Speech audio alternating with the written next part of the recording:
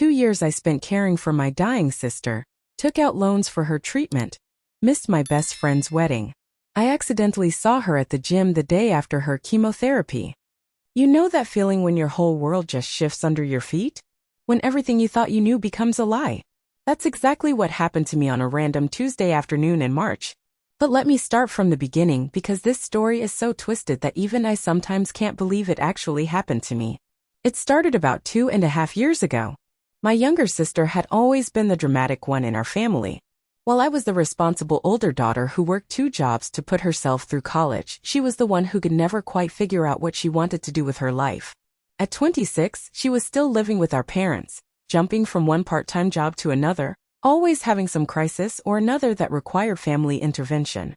But that day in September when she called me crying, saying she had found a lump and was scared, I dropped everything.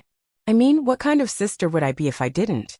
I drove 3 hours from my apartment in the city back to our hometown, held her hand during what she said was her first doctor's appointment, and felt my heart break when she came out of the consultation room with tears streaming down her face.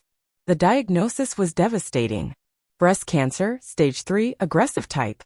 The doctor had supposedly told her she needed to start treatment immediately. I remember sitting in my car in that hospital parking lot, sobbing uncontrollably because I couldn't imagine losing my little sister. Despite all her drama and irresponsibility, she was still my baby sister, you know? What followed were the most emotionally and financially draining 2 years of my life. I immediately started driving home every weekend to help take care of her. I'd bring groceries, cook meals that she could supposedly keep down between treatments, and sit with her during her bad days when she was too weak to get out of bed. The physical changes were heartbreaking to witness. She started losing weight rapidly, her hair began falling out in clumps, and she developed this grayish pallor that made her look genuinely ill. She'd show me photos of her medical documents, talk about her treatment schedule, and describe in vivid detail how awful the chemotherapy made her feel. Some days she could barely lift her head from the pillow, and other days she'd have brief bursts of energy where she'd try to act normal. Our parents were completely devastated. Our mother, who had always been the strong one in the family, was crying constantly.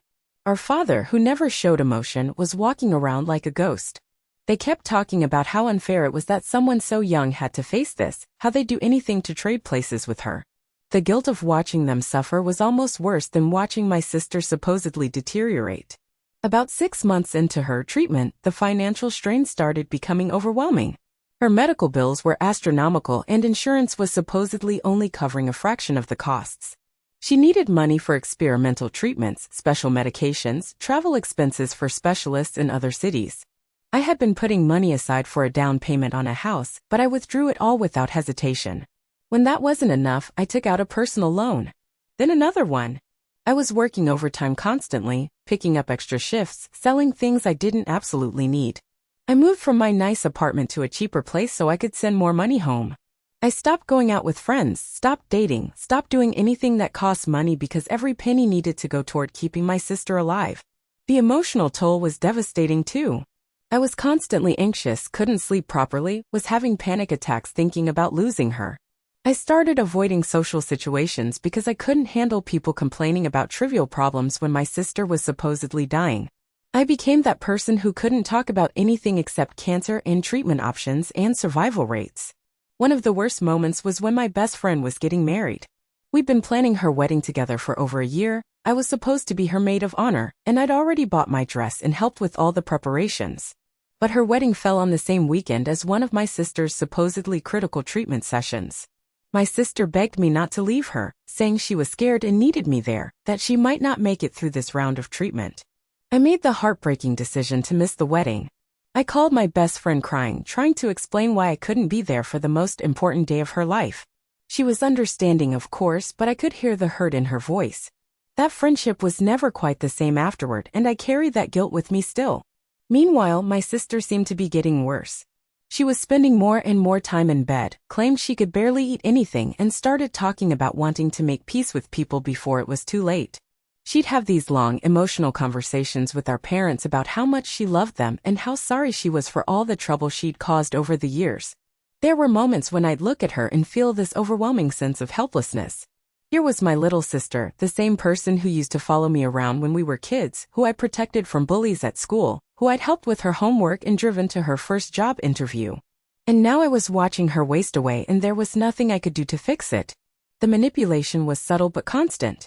She'd guilt me if I couldn't visit one weekend, saying she understood I had my own life but she just got scared being alone with her thoughts. She'd send me pictures of herself looking particularly weak, or text me about how grateful she was to have such a caring sister, how she didn't know what she'd do without me. I started structuring my entire life around her treatment schedule. I plan my work projects around her appointments, schedule my vacations during her recovery periods, and turn down job opportunities that would require me to move further away. My whole identity became wrapped up in being the supportive sister of a cancer patient. Our extended family rallied around her too. Aunts and uncles who barely stayed in touch were suddenly sending cards and care packages.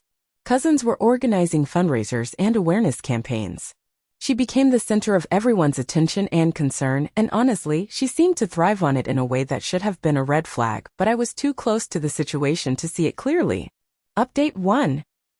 I never thought I'd be back here writing an update, but the events of the past few weeks have been so insane that I need to get this out.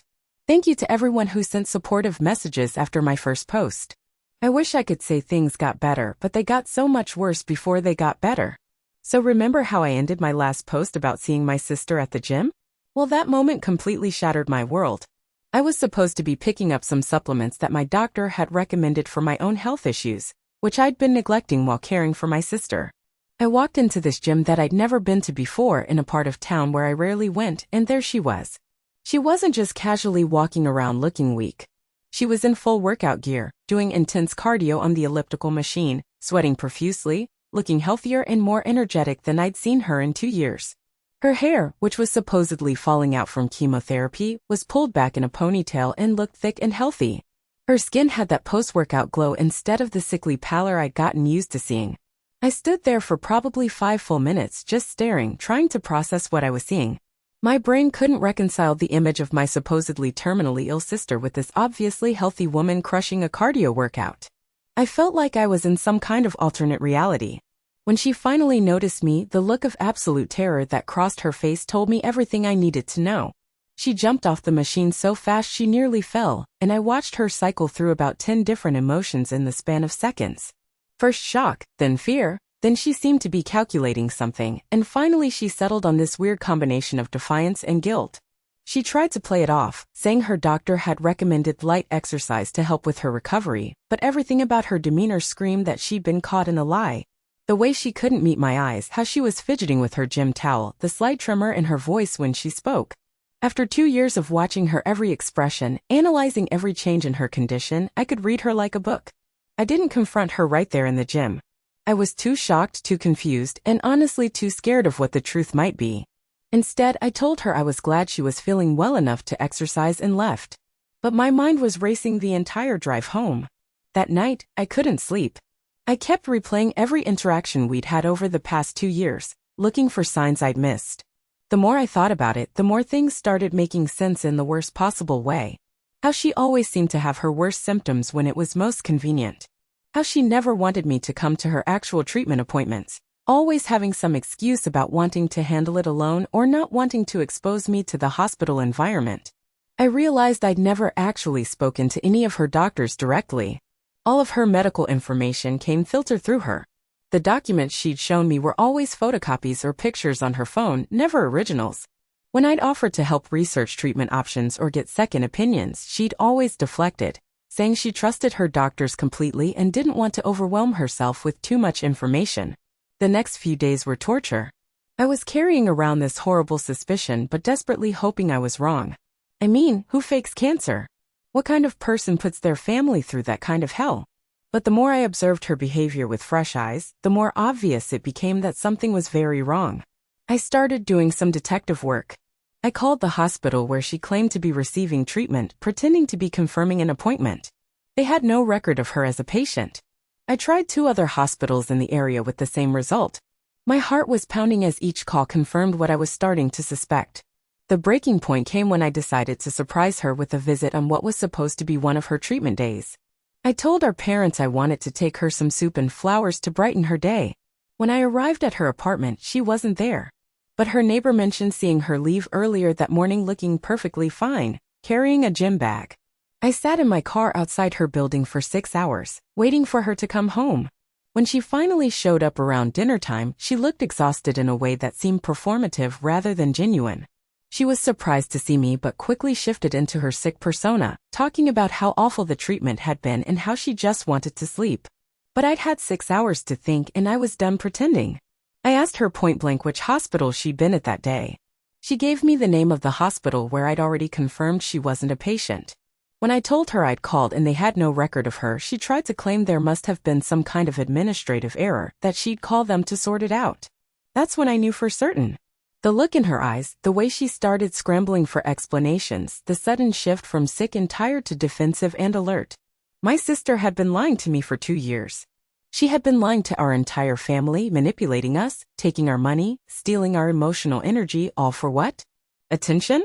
Money? To avoid having to get a real job and be a responsible adult? The confrontation that followed was unlike anything I'd ever experienced. When I told her I knew she was lying, she initially tried to maintain the facade, then got angry and defensive, and finally broke down completely. But even her breakdown felt calculated, like she was trying different approaches to see what would work on me.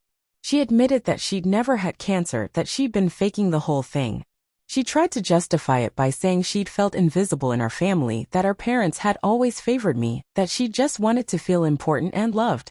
She claimed it had started as a small lie that got out of control, that she'd been too scared to come clean because she knew how much trouble she'd be in. I was so angry I couldn't even form coherent sentences. 2 years of my life gone. Thousands of dollars in loans that I was still paying off. Missed opportunities, damaged friendships, constant anxiety and grief. And for what? So she could feel special and avoid having to take responsibility for her life? But what happened next was somehow even worse than discovering the lie itself. Update 2. I thought the worst part was finding out my sister had been lying about having cancer for 2 years. I was wrong. The worst part was what happened when I told our parents. After confronting my sister and getting her to admit the truth, I was honestly relieved that the nightmare was finally over. I thought our family could finally start healing from this traumatic experience. I imagined her parents would be shocked but ultimately grateful that their daughter wasn't actually dying. I expected there would be consequences for my sister, that she'd finally face some accountability for what she'd put us all through. I was so naive. I called our parents and asked them to meet me for dinner, saying I had something important to discuss about my sister's condition. I spent the entire day planning how to break the news gently, knowing it would be shocking but assuming they'd ultimately be relieved. When I told them the truth, their initial reaction was exactly what I'd expected. Shock, disbelief, confusion. Our mother started crying, but they were different tears than the ones she'd cried when she thought her daughter was dying. These were tears of betrayal and anger. Our father just sat there in stunned silence, shaking his head like he couldn't process what I was telling him. But then something shifted. After the initial shock wore off, instead of being angry at my sister for what she'd done, they started being angry at me for exposing her. Our mother was the first to start defending her. She said my sister must have been going through something terrible to feel like she needed to lie about being sick. She started talking about how my sister had always been sensitive, how she'd struggled with feeling overshadowed by my achievements, how this was clearly a cry for help rather than malicious manipulation. Our father, who I'd expected to be furious about being deceived, started talking about how we needed to think about what was best for the family. He said airing dirty laundry wouldn't help anyone, that what mattered now was moving forward and healing together. I couldn't believe what I was hearing. I told them about the money I'd borrowed, the opportunities I'd missed, the toll this had taken on my mental and physical health. I reminded them about how they'd both been suffering for 2 years, how our mother had barely slept, how our father had been taking extra shifts to help pay for the supposed medical bills. But somehow I became the villain in this story. They said I was being too harsh, that I needed to think about what my sister must have been going through to feel like she needed to lie. They said family was supposed to stick together through difficult times, that holding grudges would only hurt everyone involved. The conversation that really broke me happened about a week later. Our parents called me and said they'd been talking to my sister, that she was genuinely sorry and wanted to make things right. They said she'd agreed to pay back the money eventually and that she was going to start seeing someone to work on her underlying issues. But then they asked me to keep quiet about what had happened. They said it wouldn't do anyone any good for extended family members to know the truth, that it would just cause unnecessary drama and hurt. They wanted me to continue pretending that my sister had been sick but was now in remission and that we should all just move on with our lives. I felt like I was losing my mind. They were asking me to participate in continuing the lie, just in a different form. They wanted me to pretend that the past 2 years of my life hadn't been stolen from me, that the financial debt I was still paying off was just the cost of being a good sister, that the emotional trauma was something I should just get over. When I refused, when I said I couldn't and wouldn't pretend anymore, they started treating me like I was the problem. They said I was being vindictive, that I was prioritizing my hurt feelings over family unity. They made me feel like I was being selfish for not wanting to protect my sister from the consequences of her own actions. The worst part was realizing that this wasn't actually surprising behavior from them. Looking back on our childhood, my sister had always been the one who got away with things. When she didn't do her homework, our parents would make excuses to her teachers. When she broke something or made a mess, I'd be expected to help clean it up without complaining. When she got in trouble, the focus would always shift to what everyone else could do to support her rather than what she needed to do to make things right. I'd always thought I was the favorite child because I was more successful academically and professionally. But I realized that being the good child meant I was expected to be endlessly understanding and forgiving, while my sister got to be the one who received unconditional support no matter what she did. The breaking point came during a family dinner about 3 weeks after the truth came out. My sister was there, acting like nothing had happened, talking about her plans for the future like the past 2 years were just a minor blip. Our parents were treating her with kid gloves, being extra gentle and supportive, while barely acknowledging the impact any of this had on me. When I tried to bring up the fact that I was still paying off loans I'd taken out for her fake medical bills, our father actually said that maybe this was a good learning experience for me about not being so financially reckless. When I mentioned that I'd missed my best friend's wedding because of her lie, our mother said that maybe it was time for me to stop dwelling on the past and focus on rebuilding relationships. I realized that in their minds I was supposed to be grateful that my sister wasn't actually dying, and that should be enough. The fact that she deliberately deceived and manipulated all of us was somehow less important than maintaining family harmony. The fact that I'd sacrificed 2 years of my life for a lie was something I was expected to just accept and move on from. That night, I made one of the hardest decisions of my life. I told my family that I needed space to process everything that had happened, and that I wouldn't be attending family gatherings or maintaining regular contact until I'd had time to figure out how to move forward. My sister actually had the audacity to act hurt by this decision. She sent me a long text message talking about how she understood I was angry but that she hoped I wouldn't let this destroy our relationship permanently. She said she'd always looked up to me and that losing my support would be devastating for her recovery. Even in her apology, she was still trying to manipulate me. She was still making it about her needs, her feelings, her recovery. There was no real acknowledgement of what she'd put me through. No genuine remorse for the specific ways her actions had damaged my life. Final update. It's been 8 months since I last spoke to my family, and I honestly didn't think I'd be writing another update. But some things have happened recently that I wanted to share, partly because writing these posts has been therapeutic for me, and partly because I want to give some closure to people who've been following this story. First, I want to address something that came up in a lot of the comments on my previous posts. Many people asked why I didn't pursue legal action against my sister for fraud. I did consult with a lawyer, and while what she did was definitely morally reprehensible, proving financial fraud in a family situation like this would have been extremely difficult and expensive. Most of the money I gave her was given voluntarily, and I didn't have clear documentation that it was specifically for medical expenses versus general support. The lawyer basically told me that I could probably pursue it, but it would cost more in legal fees than I'd likely recover, and it would destroy any possibility of family reconciliation. At the time, I was still holding on to hope that my family would come around and acknowledge what had happened, so I decided not to go the legal route. In hindsight, I'm not sure if that was the right decision, but it's the one I made. The period of no contact with my family was simultaneously the hardest and most liberating time of my life. On one hand, I was grieving not just the betrayal from my sister, but the loss of the family I thought I had. I'd always believed that despite our problems, we were fundamentally there for each other. Discovering that my parents were more invested in protecting my sister than supporting me was almost as devastating as discovering the original lie. But on the other hand, cutting contact allowed me to start processing the trauma without constantly being re-traumatized by people who wanted me to just get over it. I started sleeping better, had fewer anxiety attacks, and began to remember what it felt like to live my life for myself rather than constantly worrying about someone else's crisis. I threw myself into rebuilding the parts of my life that I'd neglected.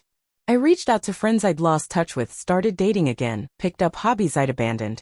I also started working extra jobs and side projects to pay down the debt I'd accumulated, which was actually empowering because I was finally working toward my own goals rather than enabling someone else's deception. About 5 months into the no-contact period, I got a call from my aunt on my mother's side. She said she'd heard there had been some kind of family conflict but didn't know the details, and she was concerned because my parents seemed really stressed and my sister was apparently having a difficult time. I was curious about what story my family had told extended relatives about my absence, so I asked what she'd heard. According to my aunt, the family line was that my sister had gone through a difficult period with her health, but was now recovering well. However, I'd apparently become very controlling and demanding during her illness, and when she started getting better, I'd gotten angry and cut off contact because I was no longer the center of attention. I was absolutely floored. Not only were they continuing to lie about the fake cancer diagnosis, but they'd actually flipped the narrative to make me the villain. According to their version of events, I was the unstable, attention-seeking family member who couldn't handle not being needed anymore. My aunt seemed genuinely confused by this characterization because it didn't match her perception of me at all. She said she'd always thought of me as the responsible, reliable one in the family, and the story didn't make sense to her. That conversation was both validating and heartbreaking because it confirmed that my family was willing to destroy my reputation to protect my sister. I ended up telling my aunt the truth. I figured if they were going to lie about me anyway, I might as well make sure at least someone in the family knew what had actually happened. Her reaction was everything I'd hoped for from my parents.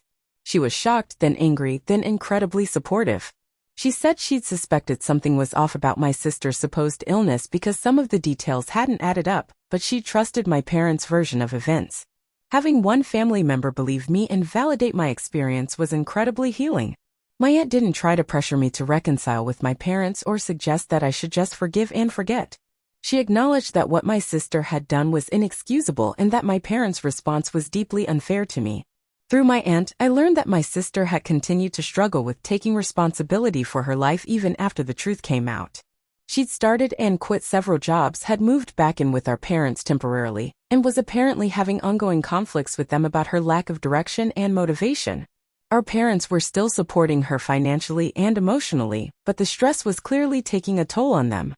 Part of me felt vindicated hearing this because it confirmed that her problems weren't actually solved by all the attention and support she'd received through her fake illness. But mostly I just felt sad that she was still choosing to be a drain on our parents rather than finally growing up and taking control of her life. The turning point came about 7 months after I'd cut contact. I got a call from my father, which was surprising because he'd always been more likely to avoid conflict than address it directly. His voice sounded different than I remembered, more tired and defeated. He said he'd been thinking a lot about everything that had happened, and he wanted me to know that he finally understood why I'd been so angry. He didn't explicitly apologize for not supporting me initially, but he acknowledged that they'd been so focused on protecting my sister that they hadn't really considered the impact of her actions on me. He also told me something that completely changed my perspective on the situation. Apparently, about a month earlier, my sister had been caught in another major lie. She'd told her parents she'd been hired for a prestigious position with a good salary, and they'd been so proud and relieved that she was finally getting her life together. But when they tried to surprise her by visiting her at work, they discovered that she'd never actually been hired. She'd been leaving the house every day pretending to go to work, when she was actually just going to coffee shops and the library. This second major deception had apparently been a wake-up call for our parents about the pattern of my sister's behavior. Our father said they'd realized that by constantly protecting her from consequences, they'd been enabling her to avoid growing up and taking responsibility for her actions. He said he didn't expect me to forgive them immediately, but he wanted me to know that they were finally going to stop financially supporting my sister and were going to require her to move out and support herself. He also said they'd told extended family members the truth about her fake cancer diagnosis because they'd realized that continuing to lie was just perpetuating the problem. I was honestly shocked. This was the accountability I'd been hoping for, but I'd given up expecting it. The fact that it had taken another major lie for them to see the pattern was frustrating, but I was glad they'd finally gotten there. A few weeks later, I got a letter from my sister. Not a text or an email, but an actual handwritten letter. It was different from her previous attempts at apology, more specific and less focused on her own feelings. She acknowledged the specific ways her actions had hurt me, didn't make excuses or try to justify her behavior, and didn't ask for anything in return. She said she was finally in a place where she could see how destructive her pattern of lying and manipulation had been, not just to me but to everyone in our family. She said she understood why I'd needed to cut contact and didn't expect me to want a relationship with her, but she wanted me to know that she was finally committed to changing her behavior and taking responsibility for her life. The letter included a check for a significant portion of the money I'd lent her for her fake medical expenses. It wasn't the full amount, but it was more than I'd expected to ever see again, and the fact that she'd managed to save up that much suggested she was actually working and supporting herself. I'll be honest, I'm still not sure what to do with this development. The rational part of me knows that people can change, and that my sister deserves credit for finally taking steps to be more responsible. But the hurt part of me remembers 2 years of lies and manipulation, and worries that this could just be another, more sophisticated attempt to get back into my good graces. For now, I've decided to take things very slowly. I wrote her back thanking her for the letter and the money and acknowledging that I could see she was making an effort to change. But I also made it clear that rebuilding trust would be a long process, and that I wasn't ready to resume a normal relationship with her or with our parents. I have had a few phone conversations with my parents over the past month. They're awkward and sometimes tense, but they're a start. I can tell they're genuinely trying to understand my perspective in a way they weren't before, and they're not pressuring me to just get over everything and move on. The most surprising development has been reconnecting with my best friend whose wedding I missed. I reached out to her a few months ago to explain what had actually been happening during that time period and why I'd made the decision to miss her wedding. She was incredibly understanding and said she'd suspected something more was going on but hadn't wanted to pry. We've been rebuilding our friendship slowly, and she's been incredibly supportive as I've navigated this family situation. She said something that really stuck with me, that the fact that I was willing to sacrifice so much for someone I believed was dying showed what kind of person I am, and I shouldn't let the fact that I was deceived change how I see myself. That perspective has been really helpful as I've worked through the guilt and anger I've been carrying. I've realized that being compassionate and generous, even when it turns out to be misplaced, isn't something I should regret. The problem wasn't that I cared too much, it was that my sister took advantage of my caring. I'm still paying off some of the debt I accumulated during those 2 years, but I'm making progress and I can see the light at the end of the tunnel. More importantly, I've learned to set better boundaries and to trust my instincts when something feels off, even with family members. I don't know what the future holds for my relationship with my family. There's still a lot of hurt and broken trust that will take time to heal if it ever fully heals. But I'm in a much better place now than I was 8 months ago, and I'm finally living my life for myself rather than constantly managing someone else's crisis. For anyone who might be dealing with a similar situation, I guess my advice would be to trust your gut when something doesn't feel right, and don't let family loyalty prevent you from protecting yourself. Setting boundaries doesn't make you a bad person, even when other people try to make you feel guilty for it. This experience taught me that sometimes the most loving thing you can do for someone is to stop enabling their destructive behavior, even if it means temporary estrangement. And sometimes the most loving thing you can do for yourself is to step away from situations that are damaging your mental health and financial stability, even when it's family. I'm not sure if I'll post any more updates about this situation. My focus now is on continuing to rebuild my life and relationships, and on maintaining the boundaries I've established. But I wanted to share how things have evolved because so many people have been supportive throughout this process, and because I know there are other people out there dealing with manipulative family members who might benefit from hearing how this particular story has unfolded. Thanks to everyone who's taken the time to read these posts and offer support and advice. This community has been more helpful than I ever expected it to be.